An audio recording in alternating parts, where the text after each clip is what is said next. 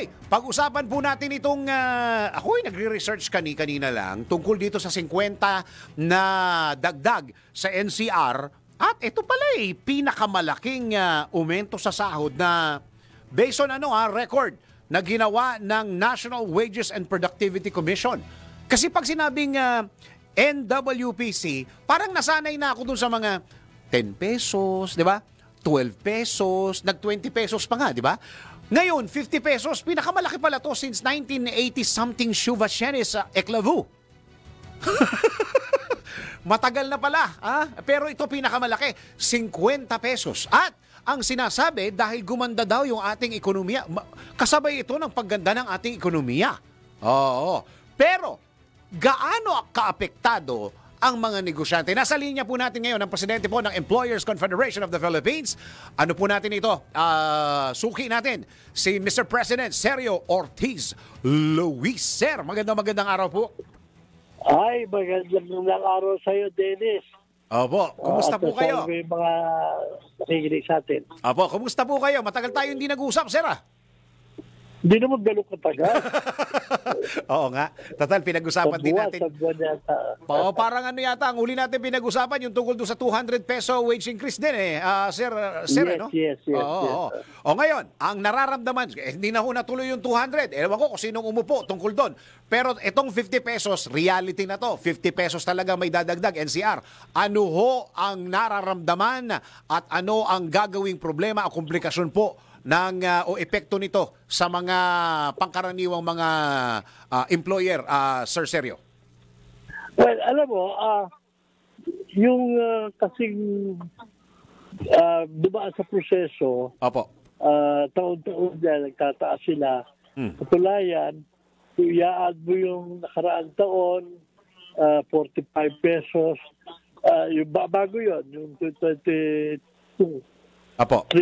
30 pesos, then 45 pesos last year, and then 50 ngayon. 125 yan. Yes, 125. Nalampasan na yung hinihingi na Senado last year.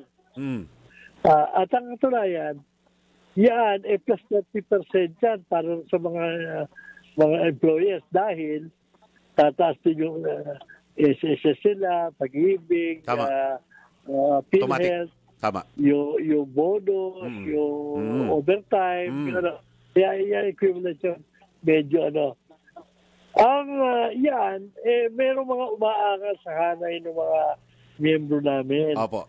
Pero sinasabi namin, yan, at least dumaan sa proseso. Tinignan yung inflation, tinignan yung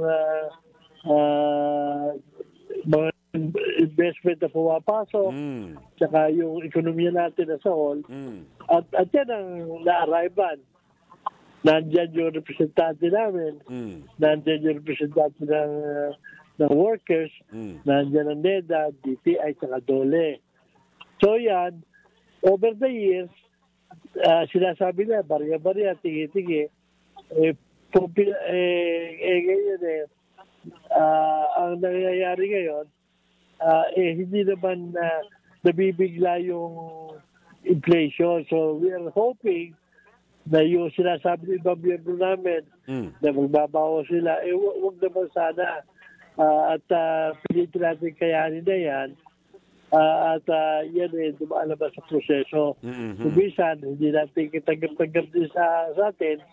Pero at least, alam natin na pinag-isipan niya at sa kabutihan ng karamihan. Pero reality check lang, Opo.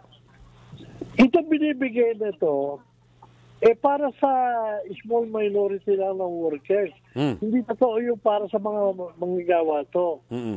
Ang covered yan, mga 16% lang nung 52 million in the employment market. Yung 52 million na yun, ang karamihan dyan yung mga alala mo mga employers, kaya halimbawa ng farmers, Fisher Fox, tricycle driver, GP driver, yung mga market vendors, yung iba-iba, yung mga unemployed. Yung mga yan, meron nga isang grupo ng farmers, sumulat kay Presidente, nagsasabi, sa legislated ways, Wag naman sana dahil hindi naman sila kasali riyan. Lagi sila tinatamaan pag tumataas ang presyo. Oo. At ang masakit pa, doon sa 16% nasa informal sector, Apo. doon sa formal sector, na cover dito mga wages na to, 90% of that ay yung kumpanya nila micro. Micro. Yung 8%, yun yung small. 1% yung medium. Less than 1% yung large. Yung large, oo. Kaya pag sinasabing kaya-kaya, aba yung mga micro, hindi ko sigurado. Hindi namin mga miyembro yun. Pero mahirapan dyan. Oo. So hopefully, Oo. meron silang hinahandang tulong dyan. Oo. At dapat sana, Oo. ay intindihin natin ng mga policy making natin, mga batas natin. Huwag na itong sinasabi nila manggagawa. Minority lang ito. Yung karamihan ng manggagawa, yung 90%, yung mga farmers, Apo. na wala namang mga employers, yung mga official po, yun ang intindihin dahil yun ang kawawa. Sir, pakidefine lang po natin, pag sinabi ho ng isang negosyante na kaya at hindi kaya. Okay, i-define lang po natin yung kaya. Ibig sabihin ba nung kaya, i-shoulder nila at hindi maaapektuhan yung presyo ng kanilang bilihin? Or hindi yung kaya? Yung mga membro namin, Opo. sinasabi namin, kayanin na nyo yan. Kayanin without affecting the price of the service. Natin yan, Opo. dahil yun ang prosesong pinag-isipan yan. Opo. Pero Opo. yung mga maliliit, yung mga micro, I doubt it kung kaya nila. Oo nga. Tama, kasi ang ibig sabihin nung kaya, isu-shoulder nila without affecting the price of the service or the product. Yung hindi kaya, ilalagay nila doon sa serbisyo at produkto nila. Idadagdag, kumbaga. Oo, kung kaya pa ng merkado. Oo. Kung minsan naman, hindi mo kaya magtasa. Yung iba, nagbabawasan lang ng tao, nagtatara. Oo, yun ang problema doon. Naku, unemployment na naman problema yan.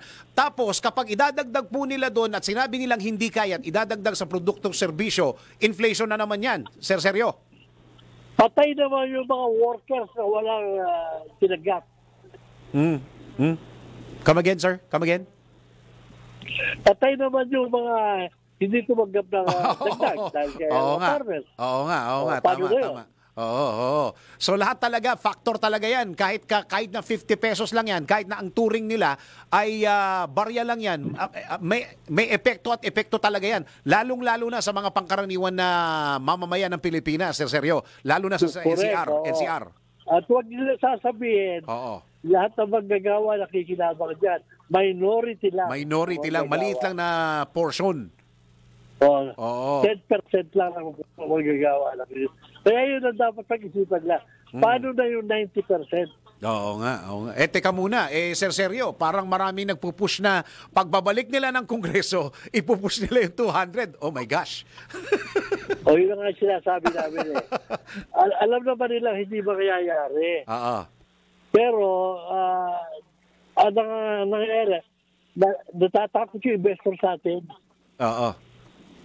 Lalo na. Ang dami na nga natin problema. Kulilat na nga tayo pag mga investor. Dadagdagan mo pa, tatakutin mo yung mga investors sa ganyan. Lalo na nawawalan ng employment. Ang sabi ho, Sir Sergio, gumanda daw kasi yung ekonomiya natin, kailangan sabayan daw po. Well, yun nga, kung gumanda man, yung inflation natin nagbago. Meron nga kumukusyo sa mga miyembro namin. Hindi naman nila ganun kalaki yung binabago inflation Pag inflation na pinagsukatan mo na, sobre yung 50 pesos. Pero ang problema nga, konti lang pinahirapan mo mong bayan. I got your point. Yes, totoo yan, Sir Sergio. Okay, Sir Sergio, maraming salamat po sa oras na binigay niyo po sa DWIZ. Ingat po kayo. Maraming salamat din sa inyo sa ating mga sunod. Presidente po ng Employers Confederation of the Philippines, President Sergio Ortiz Luis. Ronda Pilipinas.